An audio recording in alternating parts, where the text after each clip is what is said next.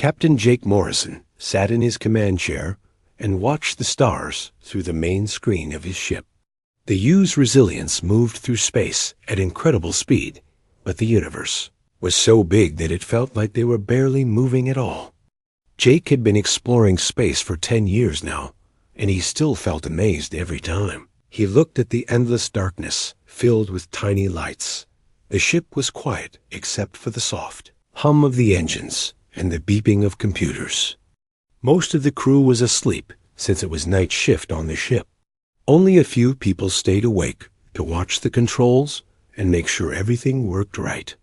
Jake liked these quiet times when he could think about how far humans had come in just a few decades.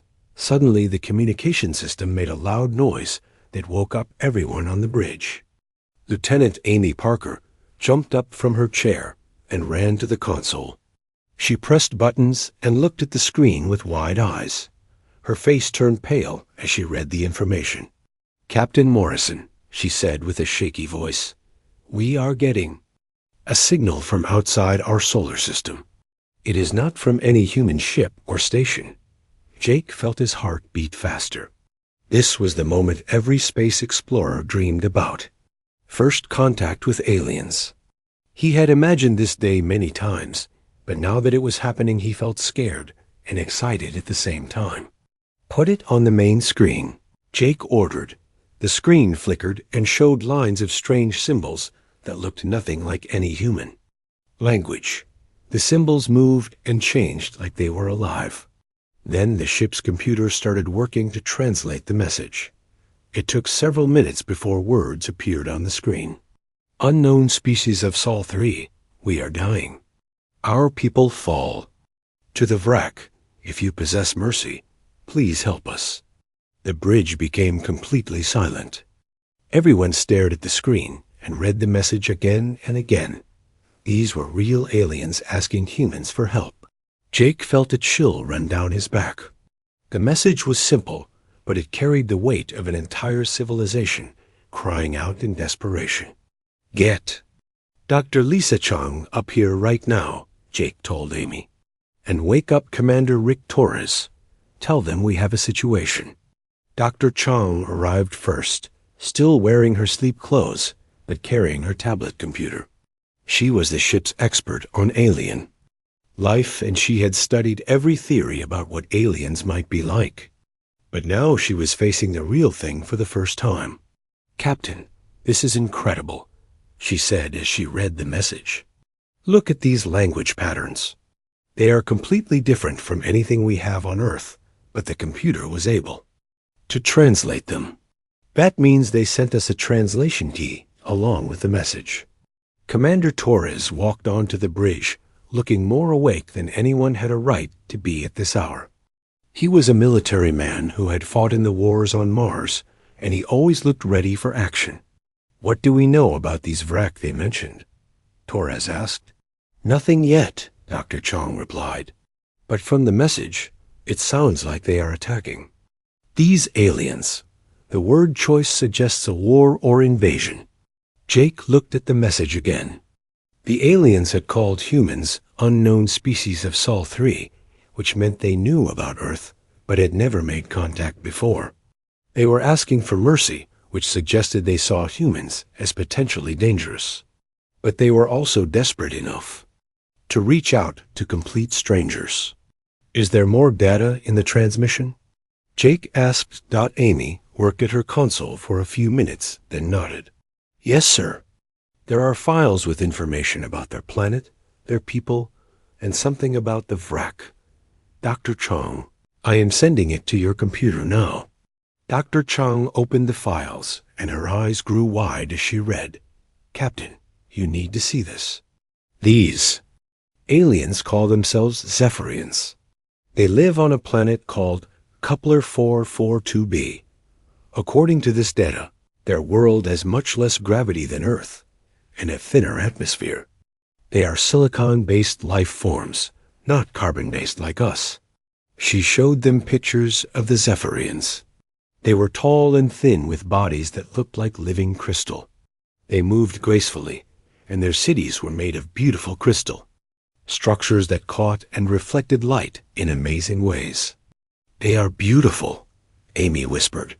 "They are also completely peaceful," Dr. Chong continued. "Their history shows no wars, no violence, no weapons. They have never had to fight for anything. Their planet has no dangerous animals and no natural disasters. They have lived in perfect harmony for thousands of years." Torres frowned. "That makes them easy targets for these Vrak." Dr. Chong opened another file, and everyone on the bridge stepped back in horror. The Vrak were nightmare creatures that looked like giant insects with razor-sharp claws and teeth. They traveled in huge swarms and destroyed everything in their path. The images showed Vrak ships that looked like living creatures with organic armor and weapons that grew from their bodies. According to the data, the Vrak have been moving through this part of the galaxy for decades, Dr. Chong said. They have destroyed 17 different civilizations. They eat other species and use their resources to make more Vrak. They are like a plague that spreads from star to star. Jake felt sick looking at the images. The Vrak had already attacked several Zephyrian colonies. The pictures showed crystal. Cities turned to rubble and Zephyrian bodies lying in the streets. These peaceful aliens had no idea how to fight back against such monsters. "How far away are they?" Jake asked. "The signal took 3 months to reach us," Amy replied. "The Kepler 442 system is about 30 light-years from Earth. At our current speed, we could reach them in 2 weeks. That is, if there is anything left to save," Torres said grimly. Jake stood up and walked to the main screen. He stared at the alien message and thought about what it meant. Humanity had just learned that they were not alone in the universe. But they had also learned that the universe was a dangerous place where peaceful species could be wiped out by aggressive ones. "Amy, send a message back to Earth Command," Jake ordered. "Tell them we have received a distress signal from an alien species under attack. Request permission to investigate and render assistance." "Sir, Earth Command will want to discuss this for weeks," Torres said. "By the time they make a decision, the Zephyrians could all be dead." Jake looked at his old friend and saw his own. Thoughts reflected in Torres' eyes. Sometimes the right thing to do was also the dangerous thing to do. Sometimes you had to act first and ask permission later. "Set course for the Kepler 442 system," Jake said. "Maximum speed." The crew moved quickly to carry out his orders. The Resilience changed direction and accelerated toward the alien star system. They were about to make history as the first humans to make contact with an alien species. But they were also heading into a war zone where they might find nothing but death and destruction. As the ship traveled through space toward the unknown, Jake wondered if they were making the right choice. Humanity had barely figured out how to travel between stars, and now they were rushing to help aliens fight war against monsters. But when someone cried for help, humans answered. It was what made them human. The U's resilience dropped out of faster-than-light travel at the edge of the Kepler 442 system, and immediately every alarm on the ship started screaming. The main screen showed a scene of destruction that made everyone on the bridge feel sick. Huge organic ships that looked like living creatures were firing energy beams at the planet below. Explosions of light covered the surface where beautiful crystal cities had once stood. "My God," whispered Dr. Chong as she stared at the devastation. "We are too late." Captain Morrison gripped his chair and watched the Vrak fleet destroy everything.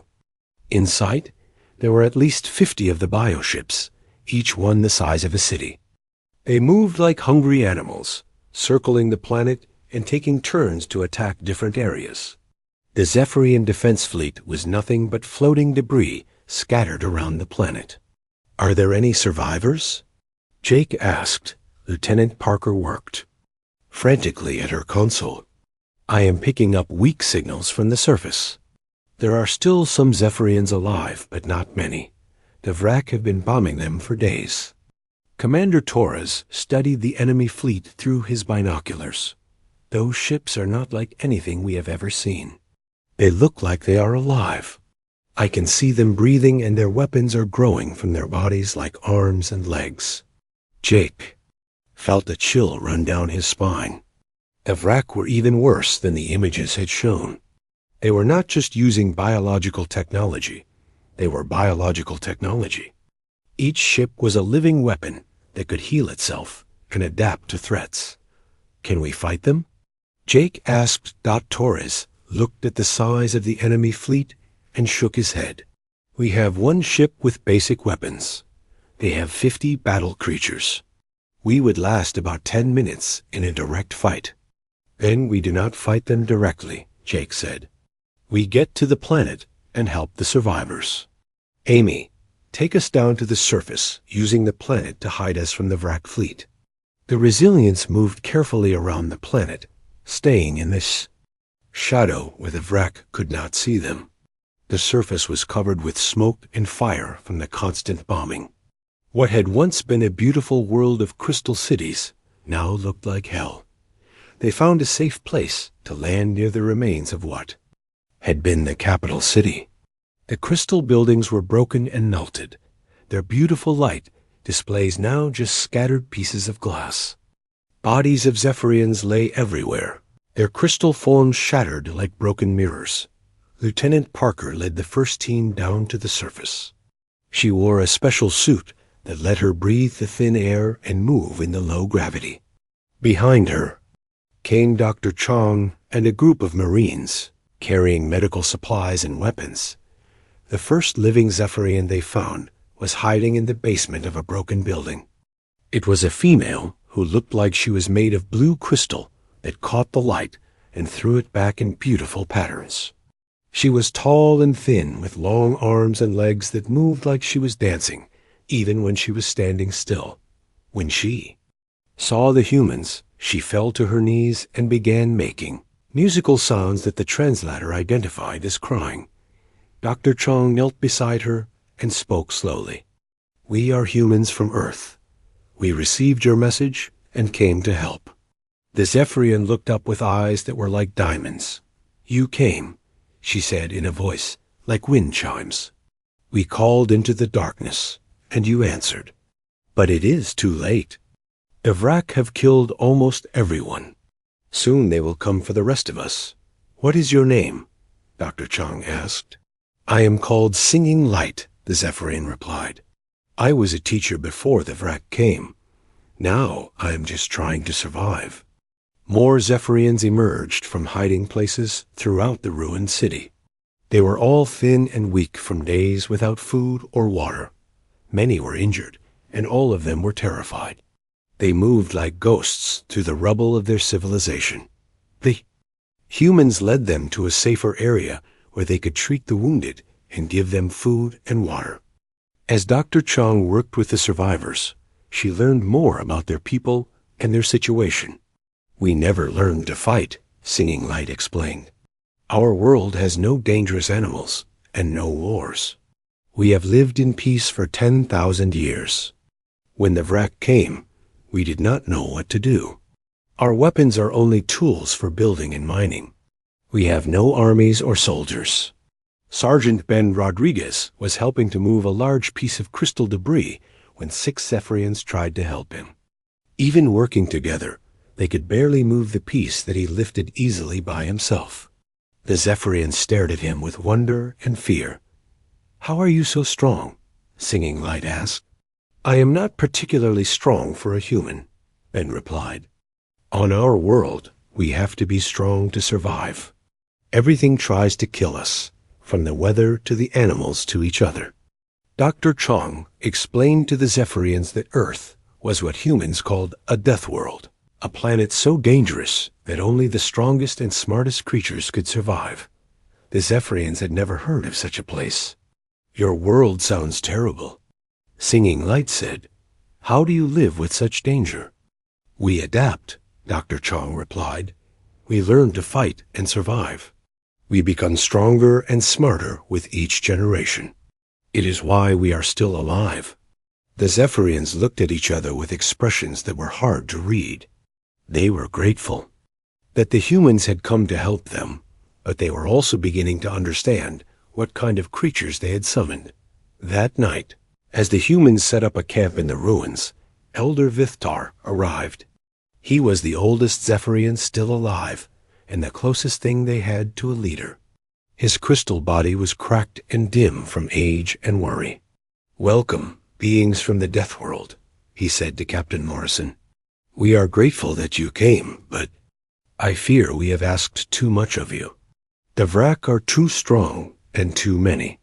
Even creatures as powerful as you cannot defeat them." Jake looked at the old alien and felt a mixture of pity and determination. "Tell me about the Vrak. How do they fight? What are their weaknesses?" Elder Vithtar led them to a damaged building where the Zephyrians had been trying to study there. Enemies. The walls were covered with pictures and notes about Vrak behavior and biology. "They are a hive mind," the elder explained. "All of them are connected to a central intelligence. They move as one and think as one. They are also very fast and very strong. Their ships heal themselves, and their weapons grow more powerful as they feed." "How do they feed?" Commander Torres asked. "They eat other living things," the elder replied. "They consume entire species and use the energy to make more of themselves. They have done this to 17 different civilizations." Dr. Chong studied the Zephyrian research and frowned.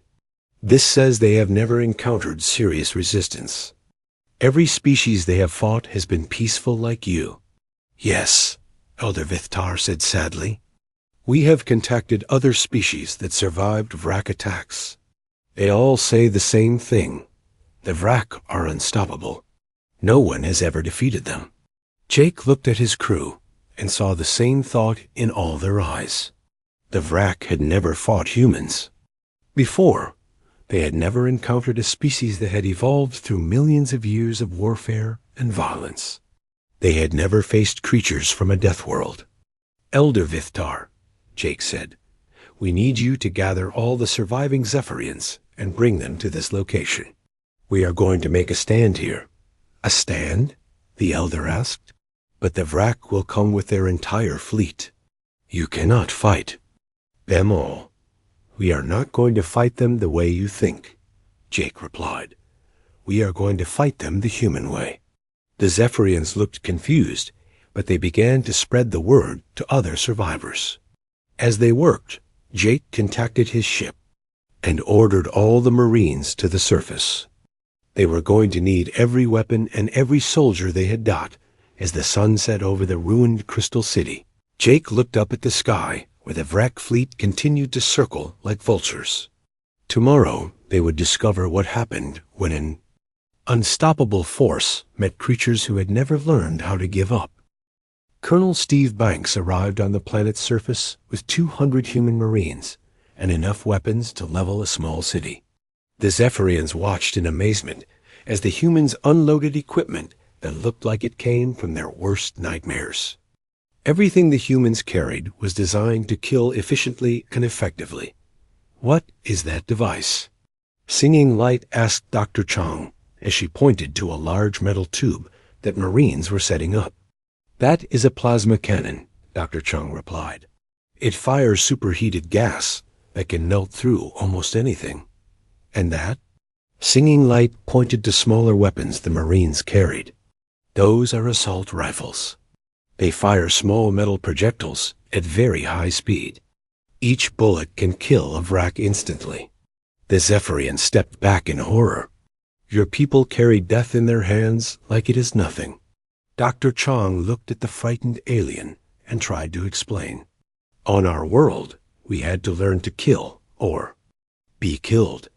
Every creature on Earth is either a predator or prey. We learned to be the best predators." Colonel Banks gathered the Marines and began organizing them into teams. He had studied the Vrak data during the trip down from the ship, and he was already forming plans to defeat them.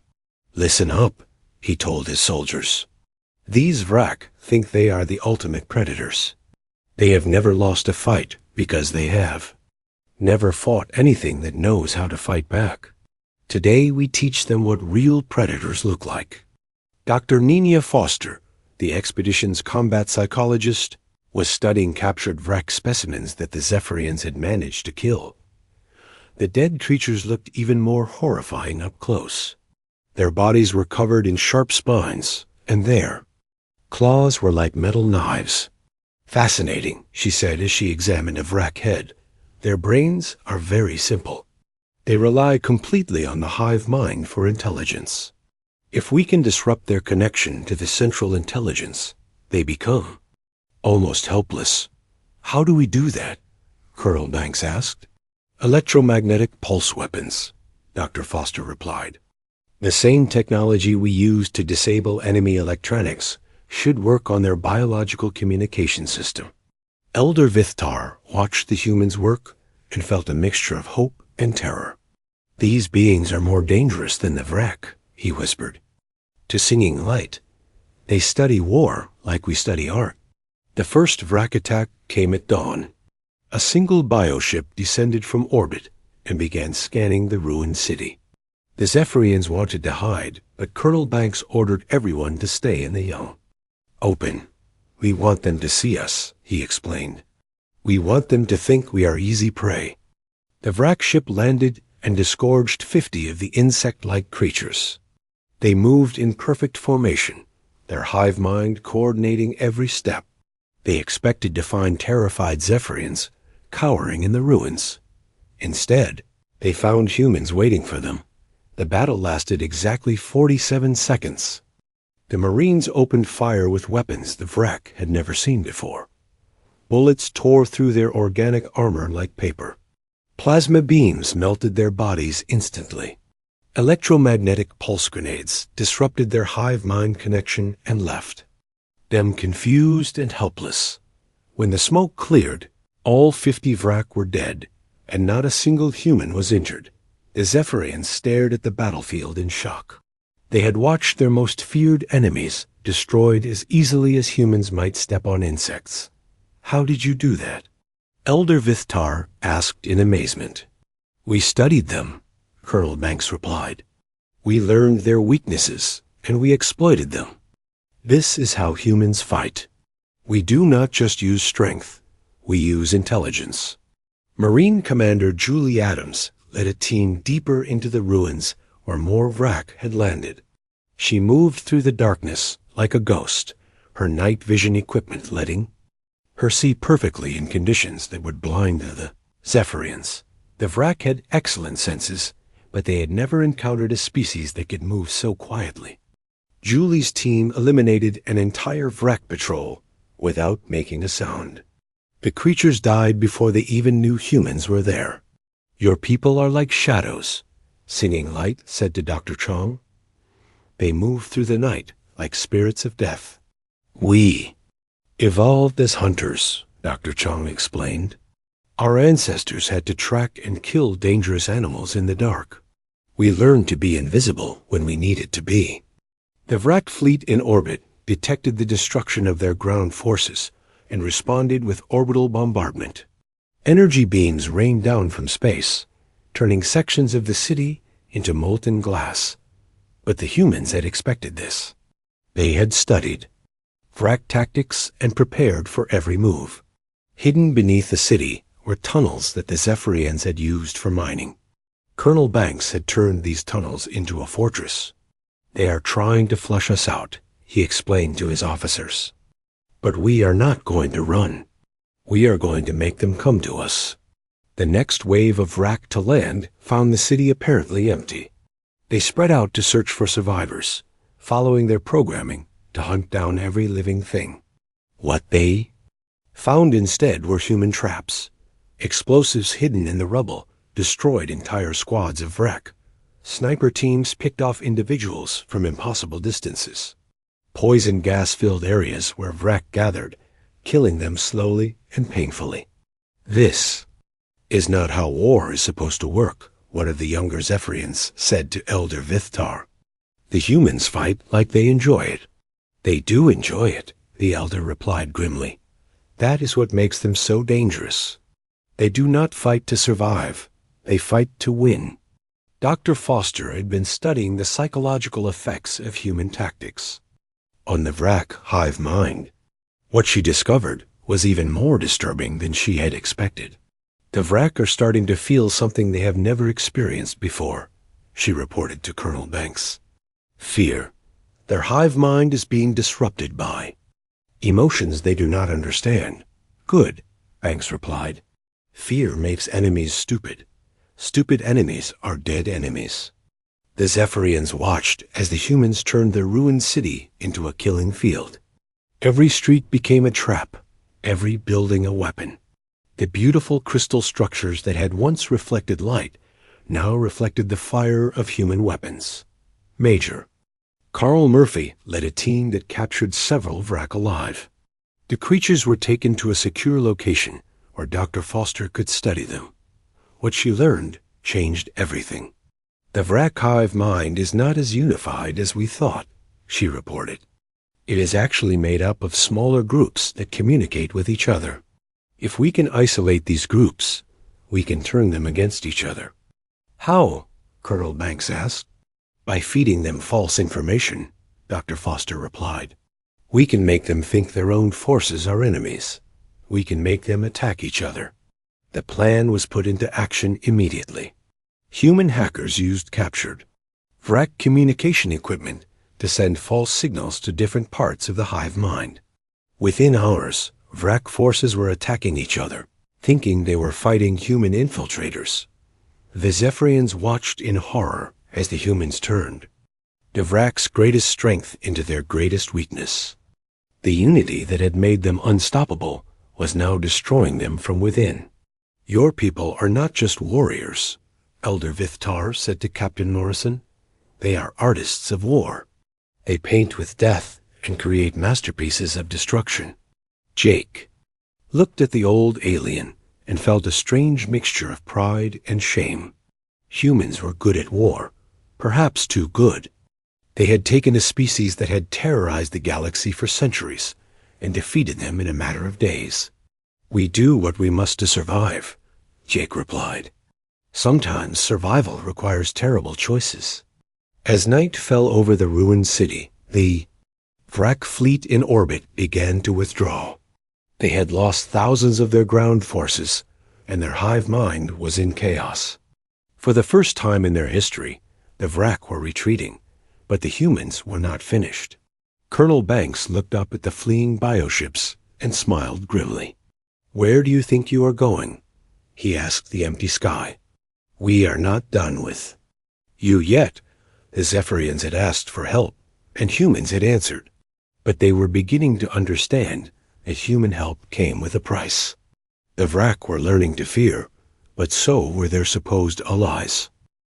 The Vrak queen was the size of a small moon and had lived for over 1,000 years. She had personally overseen the destruction of 17 different civilizations and had never encountered a species that could threaten her swarm. When the reports came in about the defeat on Kepler 442b, she did not believe them at first. Impossible, she said to her lesser queens through the hive mind. No species has ever defeated the Vrak.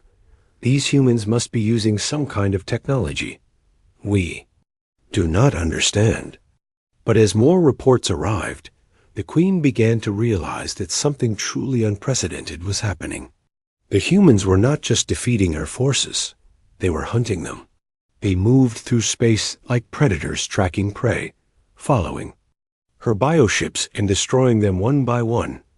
Captain Danny Wright commanded the UES Resilience as it stalked a damaged Vrak bioship through the asteroid field beyond Kepler 442b. The creature was wounded and bleeding some kind of organic fluid into space, but it was still dangerous. It is trying to reach the main fleet, reported Lieutenant Parker from her station. Should we destroy it now? No, Annie replied. We follow it. It will lead us to the others. This was exactly the kind of thinking that made the Vrak Queen nervous. Her species had always relied on overwhelming force and numbers to win battles. They had never faced an enemy that used strategy and patience like weapons. Back on Earth, the news of first contact with aliens had caused panic and excitement in equal measure. When the reports came in about the wrack and the war that was now raging in space, Earth Command made a decision that would change the course of galactic history. Admiral Helen Brooks received her orders while commanding the defense fleet around Mars. "Take everything we have," Earth Command told her. "Show the galaxy what humans can do when we are angry." 3 more human warships left Earth's solar system, carrying the most advanced weapons humanity had ever built. The U's Defiance, the UES Vengeance, and the UES Freedom were loaded with experimental plasma weapons, quantum torpedoes, and something the scientists called reality bombs that could tear holes in space itself. But the most dangerous weapons. On those ships were the humans themselves. The Vrak Queen decided to investigate these humans personally. She gathered her most powerful bioships and began the journey to Kepler-442b. Her plan was simple: overwhelm the humans with such massive force that they would be destroyed before they could use their strange tactics. "These humans are just another species," she told her swarm. "They bleed and they die like all the others. We will consume them and add their strength to our own." Major Carl Murphy was leading a boarding party against a wounded Vrak bioship when he first encountered the true horror of what the Vrak were. The inside of the ship was not made of metal and circuits like human vessels. It was made of living tissue that pulsed and breathed like the inside of a giant animal. "This is disgusting," said Sergeant Rodriguez as he cut through a wall that bled when he touched it. "These things are not ships. They are monsters." The Vrak crew they found inside were even worse.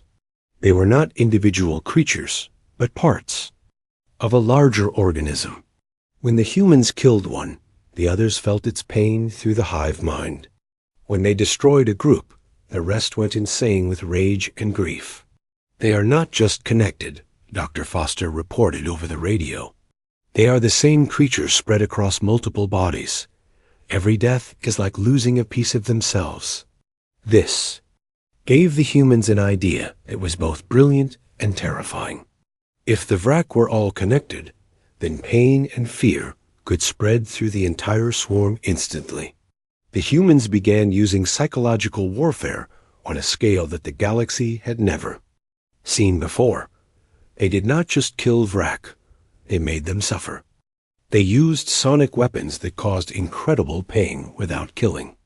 They used chemicals that made the creatures hallucinate and attack each other. They captured Vrak alive and let their screams of agony echo through the hive mind. "Your people are monsters," Elder Vithtar said to Captain Morrison as they watched human soldiers torturing captured Vrak. "You are supposed to be helping us, not becoming worse than our enemies." Jake looked at the old alien and felt something like shame. "War changes people," he said quietly. "Sometimes to defeat monsters, you have to become one yourself." The Zephyrians were starting to understand that their saviors were not the noble heroes they had hoped for. Humans were creatures of incredible violence who had learned to use cruelty as a weapon. They were efficient killers who enjoyed their work. When the Vrak Queen's fleet arrived at Kepler-442b, they found a system that had been turned into a massive trap. The humans had used the planet's gravity to accelerate asteroids into high speed projectiles. They had hidden weapons in the debris of destroyed ships. They had turned the entire solar system into a weapon. The battle that followed was unlike anything the galaxy had ever seen. The Vrak came in waves, their bioships healing themselves and growing new weapons as they fought. But the humans were ready for them. Admiral Brooks commanded the human fleet from the bridge of the UES. She had studied every report about Vrak tactics, and she knew exactly how to defeat them. "They rely on their healing ability," she told her officers. "So we hit them faster than they can heal. We do not give them time to recover." The human ships moved like dancers through space, never staying in one place long enough for the Vrak. to target them effectively. They used hit-and-run tactics, striking fast and hard before disappearing into the asteroid field. The Vrak Queen watched her forces being destroyed and felt something she had never experienced before: doubt, ease. Humans were not fighting like any species she had encountered. They were not trying to survive, they were trying to win. All ships, concentrate fire on the largest human vessel, she ordered through the hive mind. We will destroy their leader, and the rest will surrender. But the humans had anticipated this as well. When the Vrak concentrated their forces against the UES Defiance, the other human ships attacked from behind. The Vrak found themselves trapped between multiple enemies, unable to use their superior numbers effectively. Major Murphy led a boarding party against the Vrak Queen's personal bioship. The creature was so large that it took them hours to fight their way through its living corridors. They encountered defenses that the Vrak had never used before, weapons that grew from the walls and tried to digest them alive. "This thing is trying to eat us," Murphy reported over the radio. "The walls are secreting some kind of acid." "Then we eat it first," Colonel Banks replied. "Use the thermite charges. Earn your way through." The humans carved a path of destruction through the bioship's living tissue.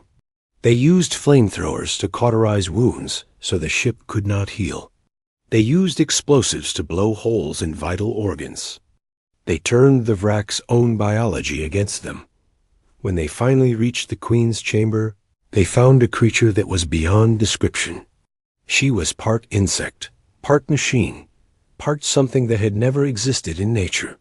Her mind was connected to every Vrak in the galaxy, and through her they could feel the pain and fear of the entire swarm.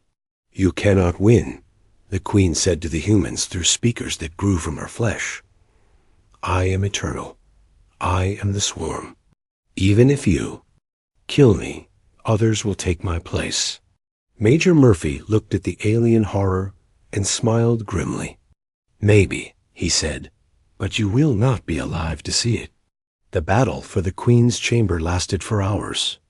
The humans fought through waves of Vrak defenders, each one more desperate than the last. They used every weapon they had, every tactic. They knew every trick they had learned in their long history of warfare. When the Queen finally died, her death scream echoed through the hive mind of every Vrak in the galaxy. The creatures that had terrorized civilizations for centuries suddenly found themselves alone in their own minds for the first time in their existence. Most of them went insane. The few that survived began fleeing into deep space, their once mighty swarm reduced to scattered refugees. The species that had seemed unstoppable was broken, their unity shattered by their first real defeat. On the surface of Kepler 442b, the surviving Zephyrians watched the human fleet destroy the last of the Vrak bioships. They had been saved, but at a cost that they were only beginning to understand. "What have we done?" Elder Vithtar asked as he watched the humans celebrate their victory. "We asked for help, and they gave us war. We asked for mercy, and they gave us vengeance." Captain Morrison stood beside the old alien and looked up at the stars where human ships now patrolled. "You asked for salvation," he said. "This is what salvation looks like when it comes from a death world." 6 months after the first human ship arrived at Kepler 442b, the galaxy was a very different place. The Vrak swarm that had terrorized civilizations for centuries was gone, scattered to the far edges of space like frightened animals. The few survivors sent warning messages to every species they could find. "Beware the bipeds from Sol 3. They are not prey.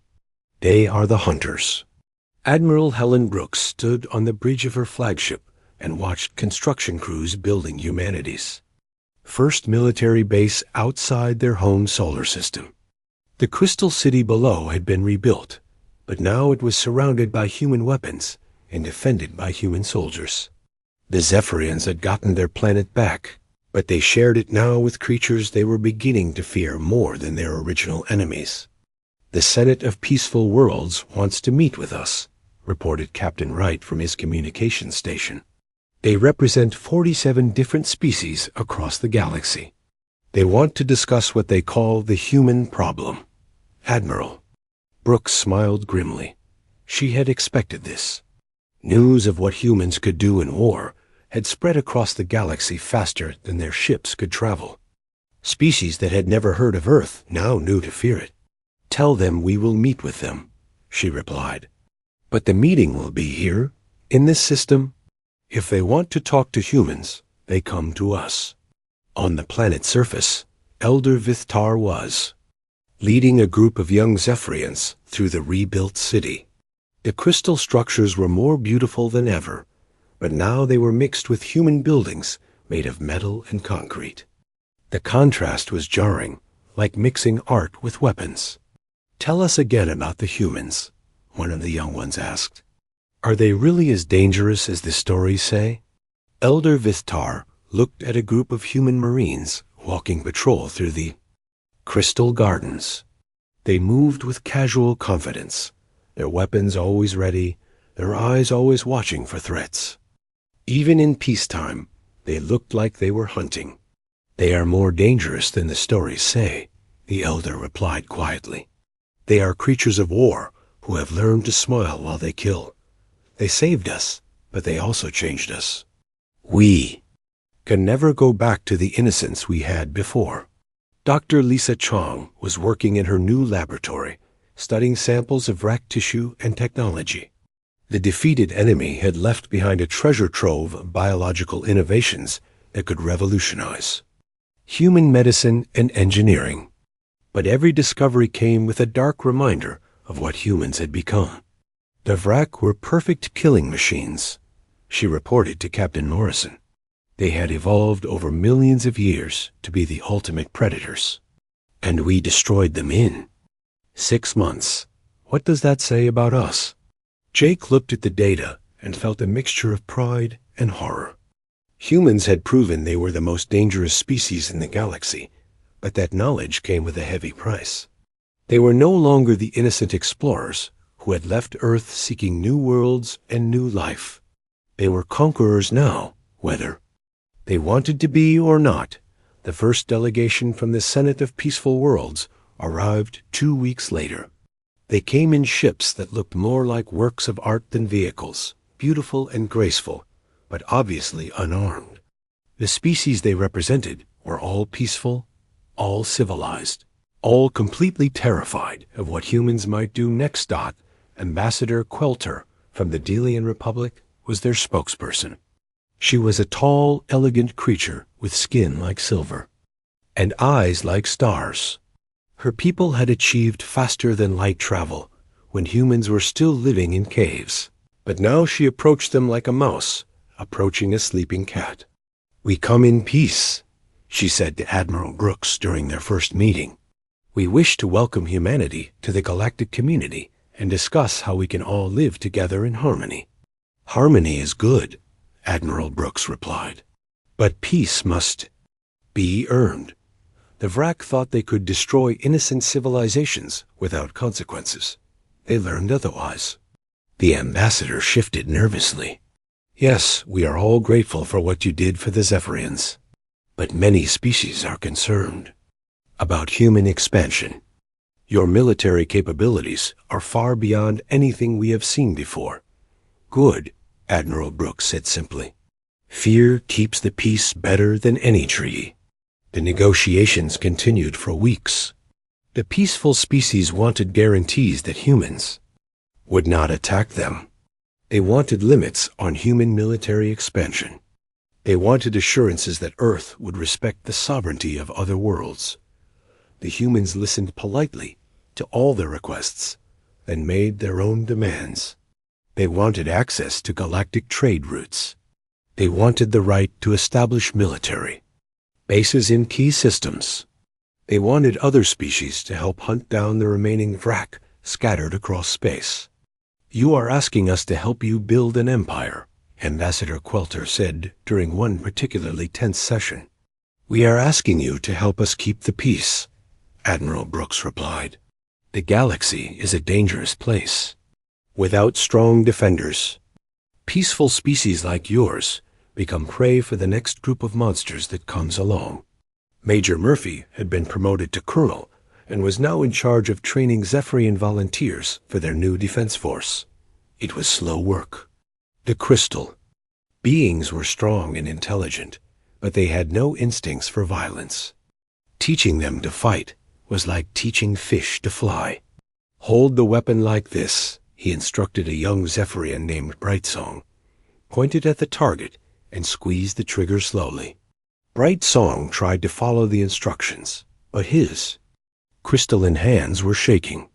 When the weapon fired, he dropped it and stepped back in horror. "I cannot do this," he said. "The noise, the violence, it is too much." Colonel Murphy picked up the weapon and looked at the frightened alien. "Your people survived because we came to help," he said gently. "But next time, we might not arrive in time. You need to learn to protect yourselves. But we are not killers."